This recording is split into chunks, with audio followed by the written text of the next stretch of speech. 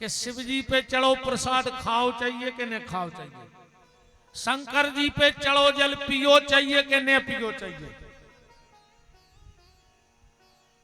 अब बिल्कुल पुराण को श्लोक है, अध्याय नंबर 22 पिंडेश्वरी संहिता में। अब हम तुम्हें कथा बता रहे हैं।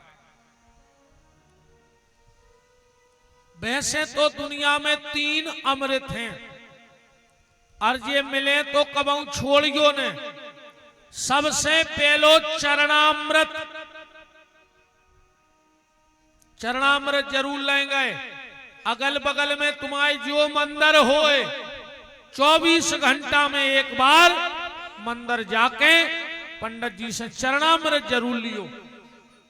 अगर चरणामृत रोज लेते रहे तो अकाल मौत ने हो जाए, हमारी गारंटी है। मर होने एक्सीडेंट में ने मर हो, करेंट लग के ने मर हो, सांप खे है सो ने मर हो, अकाल मौत नहीं होगी। क्योंकि जब हमारे आचार्य लोग तुम्हें चरणामृत देते हैं तो का मंत्र बोलत? अकाल मृत्यु हरणम सर्व व्याधि विनाशनम विष्णु पादोदकम पीत्वा पुनर्जन्म न विद्यते। चरणामृत बनता है 9 चीजों से। ध्यान से सुनत जाइयो, 9 चीजें जरूर मिलाओ चाहिए चरणामृत में। यहां जितने भी आचार्य वृंद बैठे हो, मंदिर में कहूं से भी ढूंढ के एक गोमती चक्र जरूर रखियो। जो विशेष मंदिर हैं जहां लोग आरती पूजा में जाते हैं, वहां गोमती चक्र जरूर रखियो। चरणामृत में एक तो भगवान के चरणों का जल, गोमती चक्र का जल, तुलसी दल और थोड़ा सा शंख में जल भर के उसमें मिला लेना। कहीं से अगर व्यवस्था हो जाए, और कहीं से क्या कोई बड़ी बात नहीं है, कहीं से भी गैया के गोबर का कंडा, ये हम सिर्फ आचार्यों को बता रहे हैं मंदिरों में, गैया के शुद्ध गैया के गोबर के कंडा की राख एक डिब्बा में रख लो। और जब चरणामृत बने सो थोड़ी उसमें उस राख जरूर मिला दो, जरा सी। तो पहला है चरणामृत। एक बार क्या हुआ कि भगवान कृष्ण पालने में पड़े थे। अपन ने भी देखो ये हल्के हल्के मोड़ी मोड़े, एक तो चुक्का पी गया था भयंकर,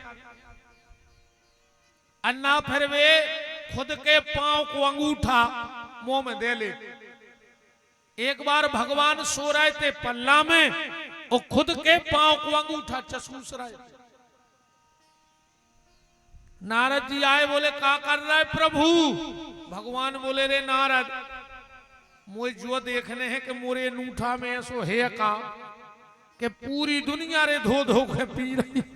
तो हमने सोची हम भी तना देखें तो कहीं में स्वाद क्या।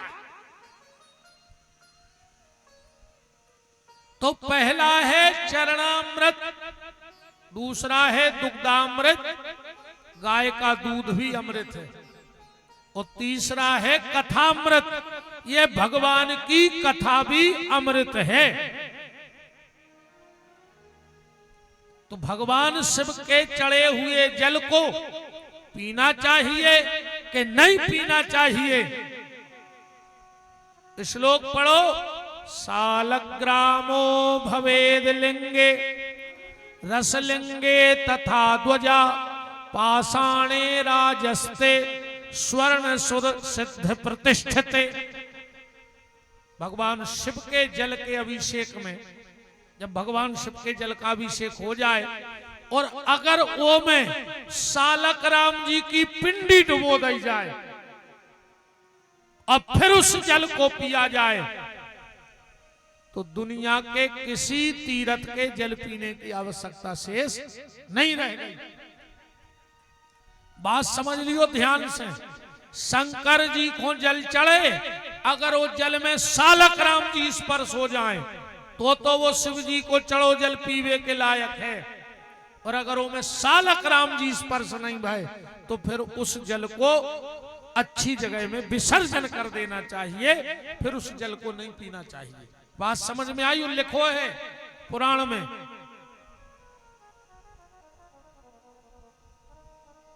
सालक राम जी की भी अपनी लीला है। हमारा एक भक्त भाई चंद्रहास,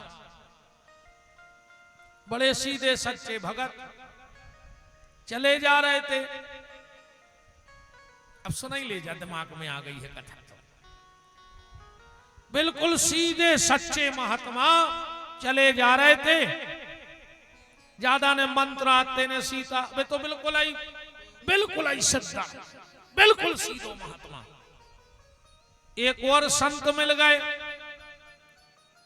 उनसे बोले हमें कछुए सो पाए बता दे कि हम सम, एक तो हमारी भाषा तना तोतली है, सो मंत्र को शुद्ध हम जप नहीं पाए। तुम तो हमें एक आधे सो नियम बता दे कि हल्को सो नियम हम कर ले में और वहां बेड़ा पार हो जाए। तुमने का करो, गंडकी नदी के एक सालक राम उठाए और चंद्रहास को दे दे। बोले इनको का करने? बोले रोज सवेरे इनको धोके और पानी पी लियो, बस चरणामृत लेते रखो।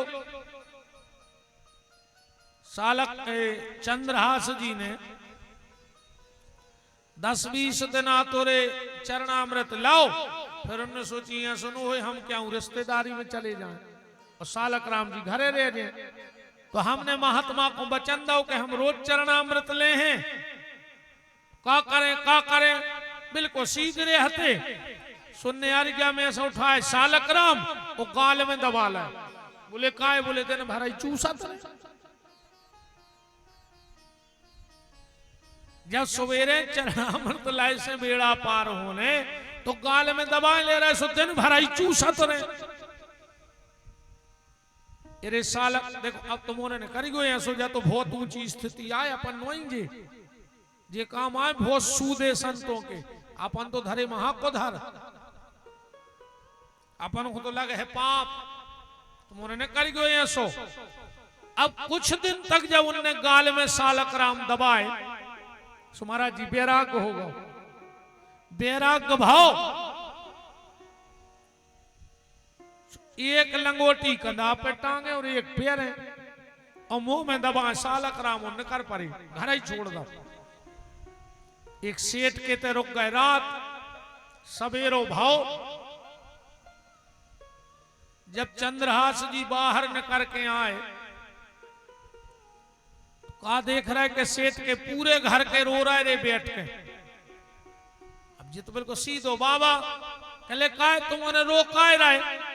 सेठ बोलो कि हमारी आधी जायदाद लुट गई, रात में डाको पर गाओ, आधी संपत्ति चोर ले गए। चंद्रहास जी बोले काय भैया? अरे जे की आधी जायदाद लुट जाए वो रो चज्जे। अरे बोले बिल्कुल रो चज्जे। चंद्रहास जी इतने रोए कि उनके घर के ही रो वो भूल गए। सबने सोची ये बाबा को का चलो। सबने आधा घंटा में चुप कराओ। बोले तुम काय रो रहे? बोले तुम्हारी ने तो कही थी कि हम जे की आधी जायदाद लुटे सो रो चज्जे। तो बोले तुमाओ का लुट गाओ? चंद्रहास जी बोले हमारा 2 लंगोटी हती, एक तो हम पेरे थे, एक डरी थी सूख में। सुबह भड़े आप तुम्हारी जायदाद हमारी लंगोटी में बांध ले गए, सो हमारी भी आधी जायदाद तो लुट गई। 2 तो हती और हथोई का हमारे लगा।